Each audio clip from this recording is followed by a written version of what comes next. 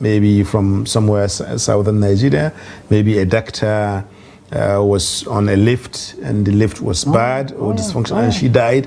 You see outrage. One person, you see outrage the entire country. You know, you see situations like that. You know, but even you see National Assembly responding to that outrage. You know, institutions of the state responding to that. But here, you see a situation where thousands of people, hundreds of people, tens of people. Okay, James from Kaduna, please go ahead and ask a question or make a contribution. Okay. Good evening, sir. Good evening, James. Yeah, good evening. I really want to add my contribution and also a question at the same time.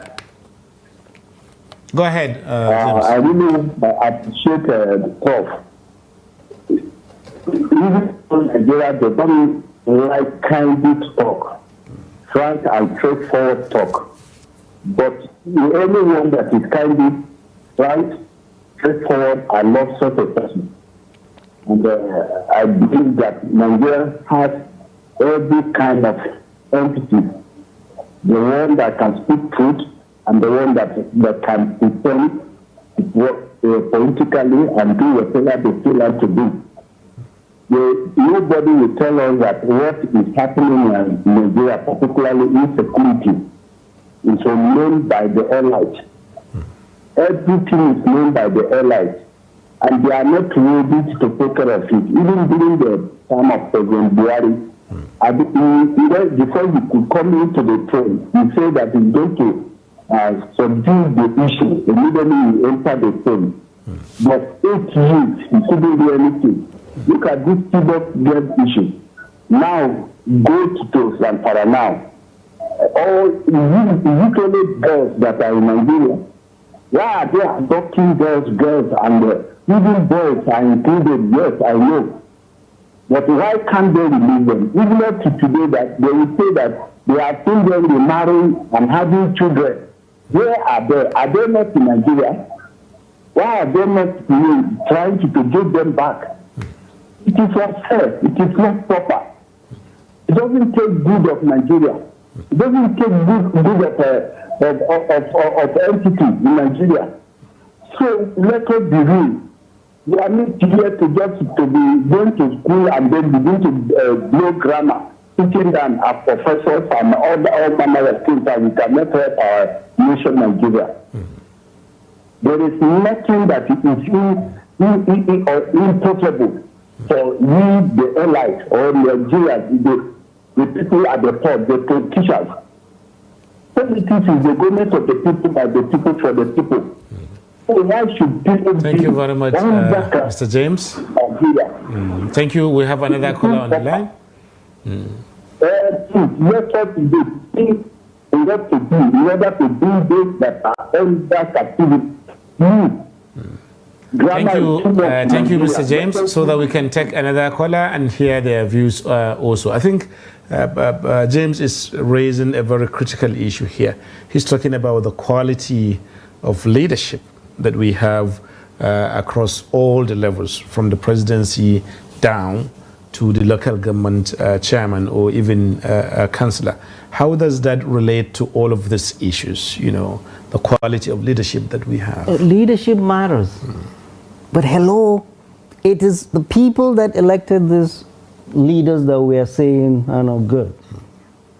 And at your age and my age, we're still looking for leaders. We are the leaders. Our parents, long ago, much younger than us. So we have to look at ourselves, our generation. It is the failure of our generation that is, what are we going to bequeath to our children and grandchildren? This, our parents brought us well. Our teachers taught us well. Our leaders at that time were very good custodians of that which they were entrusted with. That's why every day after our prayers, we raise our hands and pray for our parents, pray for our teachers, and pray for those leaders that made us today who we were because they invested in us. Our generation, the selfish generation. The same ladder that we climb to be what we are, we just kick that ladder. All the governors, all the ministers. My generation, we went to school. Our parents did not pay a penny. This country has given us a lot more than we've given back. And when we are seeing evil, we are all quiet because we have our children out. It is not our children. But guess what? How many of these ministers, how many of these big people with big black SUVs can go back home? So they have with those big SUVs and stay the night or two. You see the woo they're going. You can have all the billions you want. If your country, if your people are not safe, your children, yourself, your grandchildren are not safe. Absolutely. We're all going to go and leave this country to our children and grandchildren. This country. Each time I go to Katsina, I come back like I want to cry. Thank you. Probably we have just a few more minutes to wrap up the show. But one of the questions that has been going on in my mind is we now have the second APC president, President Bola Ahmed Tinubu, after President Muhammad Buhari. Yes, who's calling? Okay, Hello? Zabairu, go ahead from Kaduna, yes. Yes, okay. Hello, Prof. Hello. My name is Musa Zubairu, calling from Kaduna. Hi. I'm really appreciative of what Professor Usman Yusuf is saying. Our major problem, I think Professor has said it and he has nailed the point very well.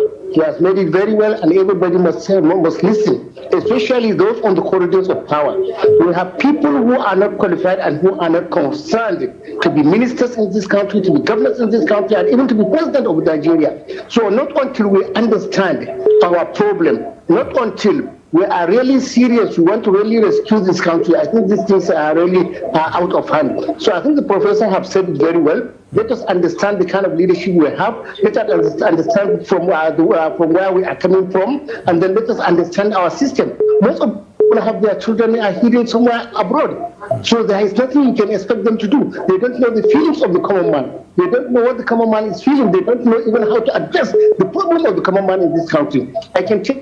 None of these people have ever gone to the market. None of these people has ever understand what we are going through.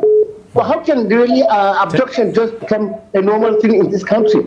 After Zampara, they went to Dusamba. After Dusamba, we don't know where, and we don't know who. Thank you very much, Musa Zubairu from Kaduna. Yeah. He's making a statement, basically saying that it's because our leaders are not qualified. I don't understand what exactly he means by that, but what could he mean? In what kind of qualification is he talking about that leaders should have and they don't have, that then cause these kinds of issues that we're having to deal with? Right. For me, honestly, the biggest qualification is not paper qualification, but it's truly been, leadership is not easy.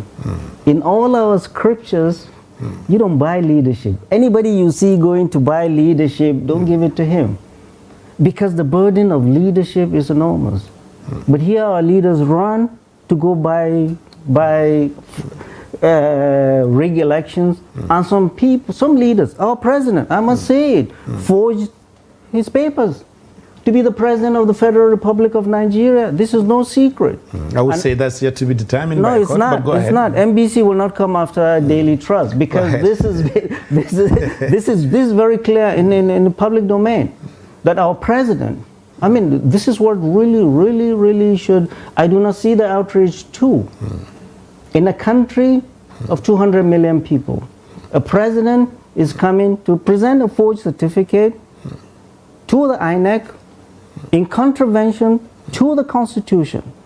Our Constitution, Section 137, 1G says a person will not be eligible to be elected to President of the Federal Republic of Nigeria if he presents forged certificate to INEC. Since the issue is still in court, it's not in court. Is it not prejudicial to say it's forged? It's not in court. That's for the cost of time. It's out in public, and the facts are there. This has done a lot of damage nationally and internationally. We have a few more seconds anyway. Nationally and internationally, not only to President Bola Ahmed Tinubu, but to the Federal Republic of Nigeria. 18 nurses in America, Nigerian nurses, are now investigated because of forged certificate. And doctors in the UK too, they now look at Nigerians as forgers. So, if this is proven, Prof, I had to cut you. now if this is proven, this is very serious. This is very serious. This is not beyond Atiku or. This is about Nigeria and the violation of the Constitution of the Federal Republic of Nigeria. And if it is found to be true, I urge Mr. President Bola Ahmed Tinubu to take the path of honor and resign. Failing that, the House of Representatives will start impeachment proceedings on him on Monday. Thank you very much, Prof, for coming on this show.